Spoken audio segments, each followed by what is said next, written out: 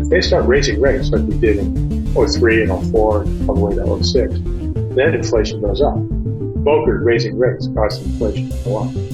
And so anytime you see rate increases, they're causing the inflation to go up. Well, that actually leads us right into fraud number 6, I think. So fraud number 6 is we need savings to provide funds for investment. Yeah, again, deadly innocent fraud. Because of that, we have all these rules to that you get all these tax advantages for not spending your income, putting it in an IRA or putting it in a pension fund, and insurance reserves and all kinds of stuff, real 1031 deductions. We give people all these reasons not to spend their income, and that requires deficit spending on the other side, or else you have a total collapse. The output doesn't get sold. And as things start to collapse, of course, the government starts doing the deficit spending if the private sector loan, which is fine. So that creates the need for deficit spending. And it also creates these massive pools of managed money that wouldn't be there if we weren't getting all these tax advantages to not spend income and all the issues that brings. Yeah, well, I've heard the argument that because all this money's in IRAs and 401ks that needs to be invested somewhere, usually ends up in the stock market, that the stock market simply has too much money in it that's just sloshing around that isn't there with people going, well, I think this is a good company, so I'd like to invest in it. It's just, I got all this money and it just needs to be thrown at something. Yeah, that's a little bit backwards. Oh, well then, please correct me.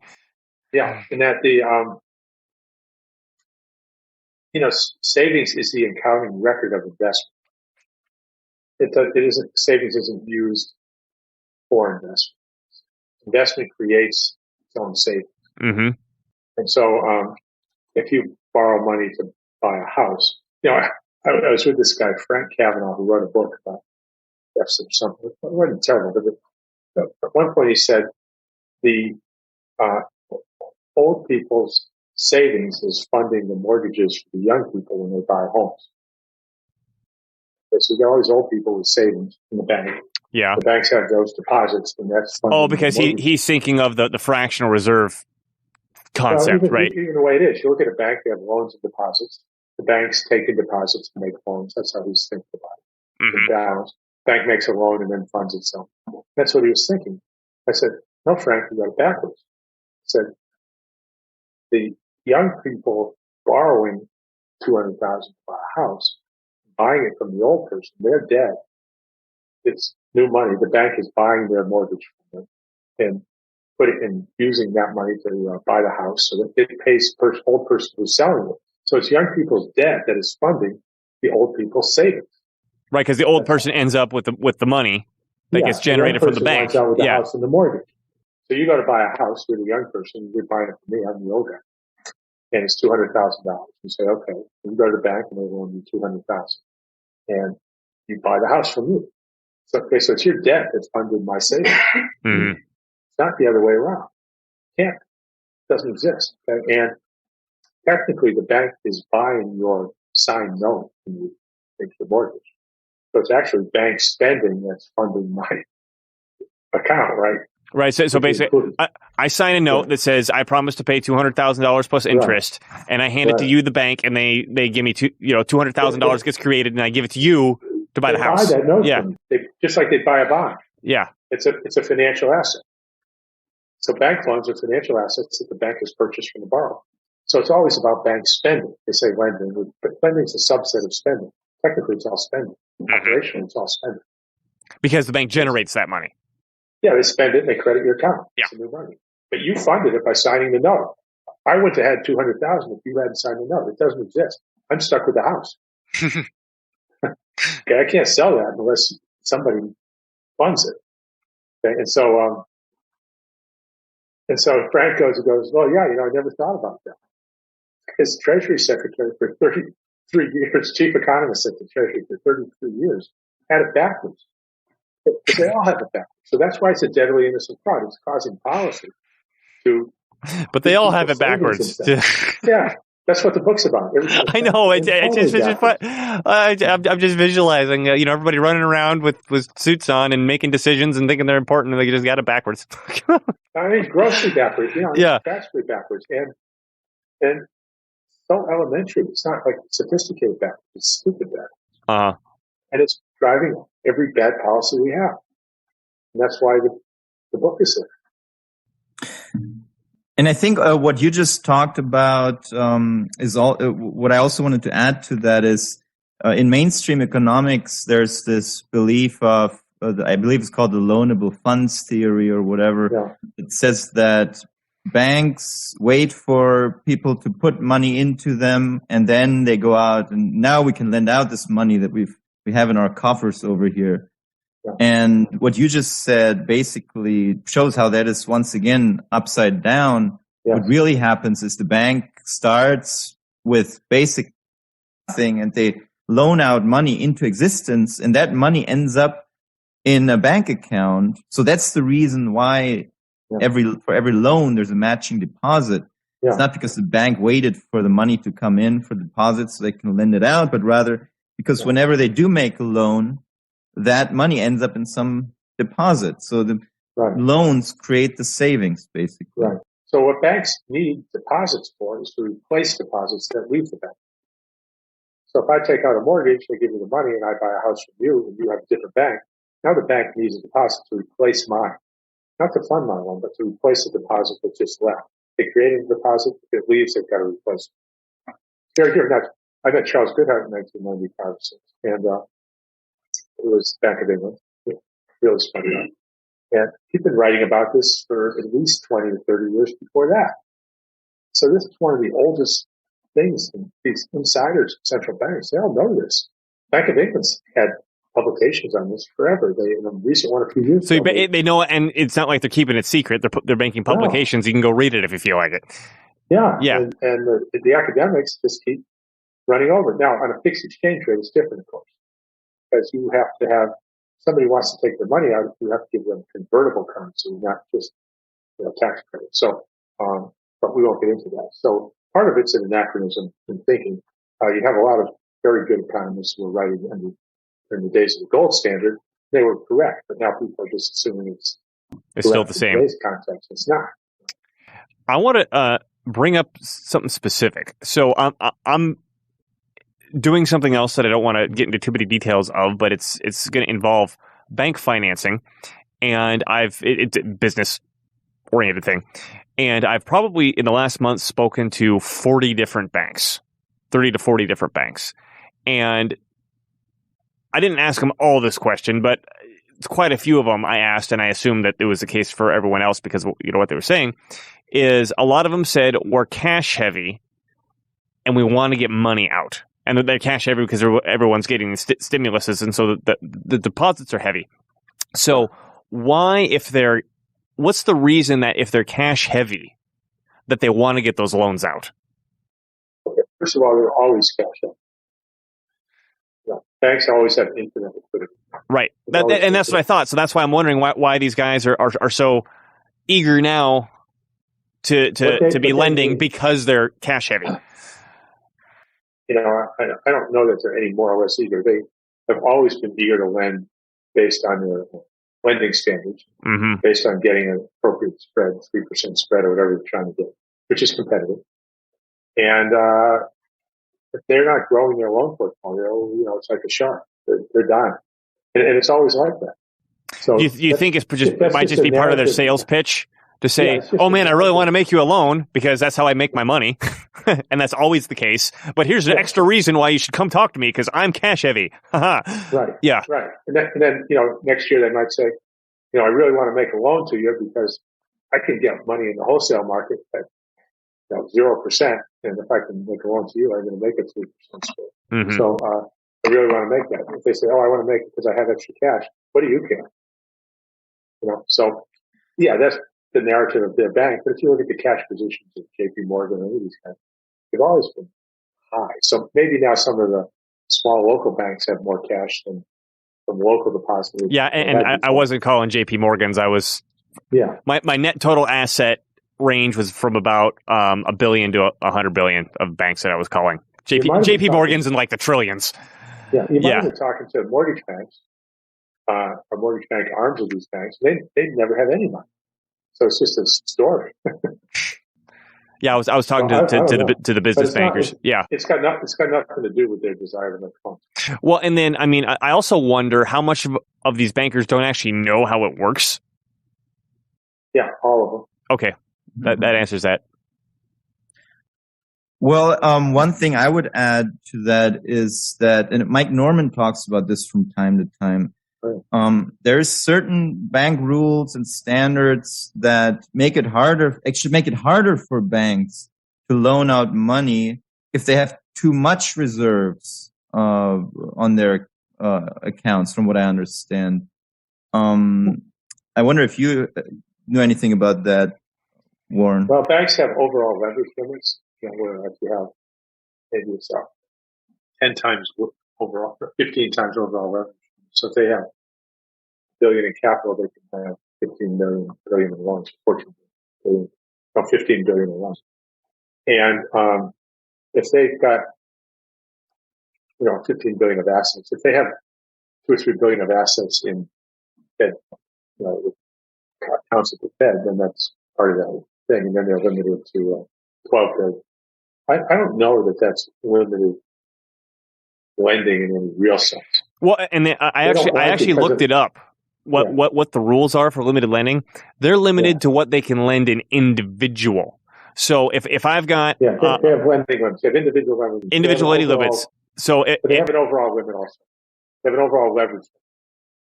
Like their footings can't be more than 15 times capital. Right, but as they lend more, their capital grows. Not necessarily. Capital is a profitability. Okay. But they can raise more capital with stock or certain kinds of notes that counter this capital. So they can raise capital if they want to. And they can sell their loans in the wholesale market. Mm-hmm. Okay. So, it's true what Mike is saying. And some banks have complained about it because it tends to, it doesn't work against the amount of dollars they earn, but it works against their percentage returns on assets. So if half your assets are going to be in these short-term reserve balances at the Fed, now your return on assets is going to go down because only half of your assets are going to run. You make the same money. If you double your assets, you're going to make twice as much money.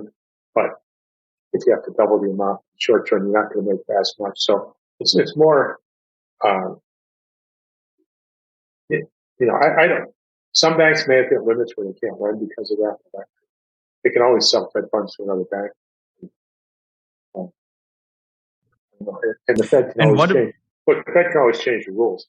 The regulators can say reserves don't count as part of your overall lending. Right. And they should. And that's the problem. From what Mike Norman was saying, that's what he thought they should be doing. They shouldn't count reserves as part of the bank's asset. For those purposes. Yeah, Mike's very good at it.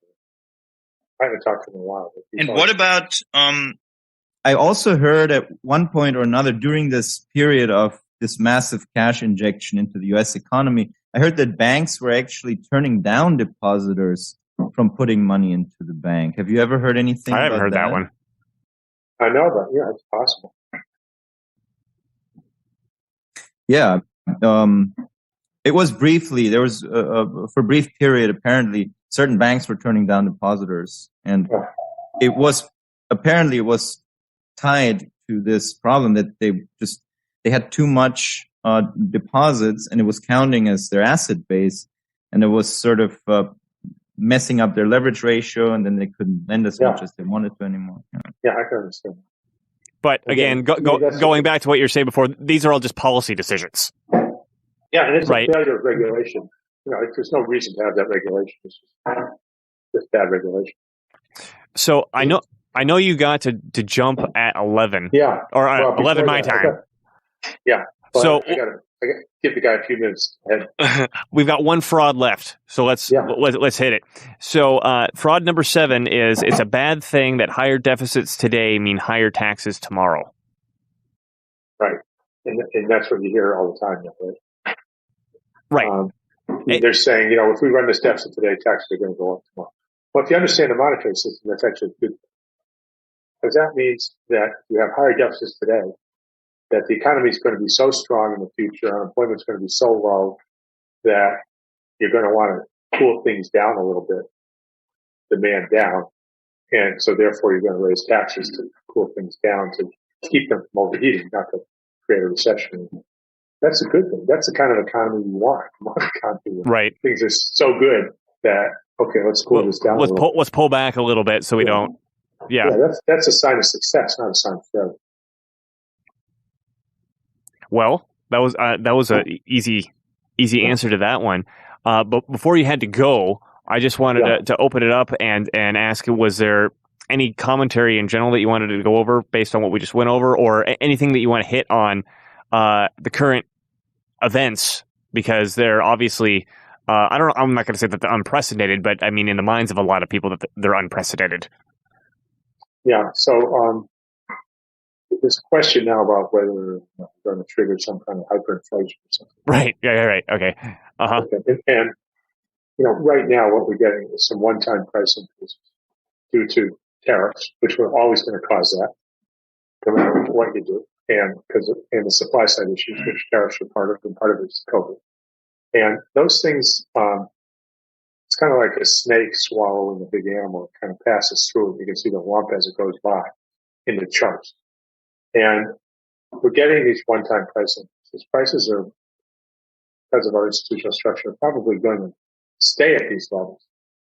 But if they don't, if at some point, like after 6 months, they just stay at these levels and don't go up anymore after that, then you don't have inflation anymore.